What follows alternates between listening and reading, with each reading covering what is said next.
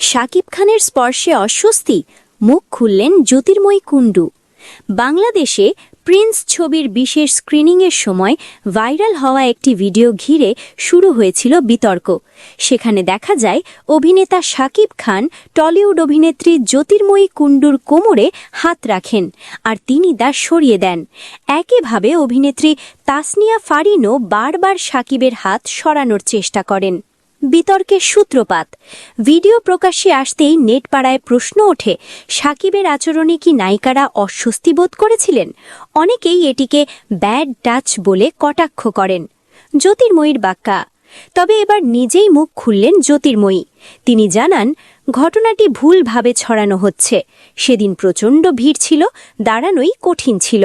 মিডিয়ার অনুরোধে শাকিবের সঙ্গে ছবি তুলতে হয়েছিল। শাকিব আসলে তাদের গার্ড করছিলেন, কোনো খারাপ উদ্দেশ্য ছিল না। তিনি বলেন, এটা যদি ইচ্ছাকৃত কিছু হতো তাহলে কি ৩০০ ক্যামেরার সামনে এমনটা করা হতো? স্পষ্ট অবস্থান। জ্যোতির্ময়ী আরও বলেন, অস্বস্তি বা খারাপ কিছু ছিল না। যদি এমন কিছু ঘটত তিনি ক্যামেরার সামনে নিশ্চয়ই সহ্য করতেন না। বিষয়টি অতিরঞ্জিত করে মশলাদার গল্প বানানো হচ্ছে, যা একেবারেই অনুচিত।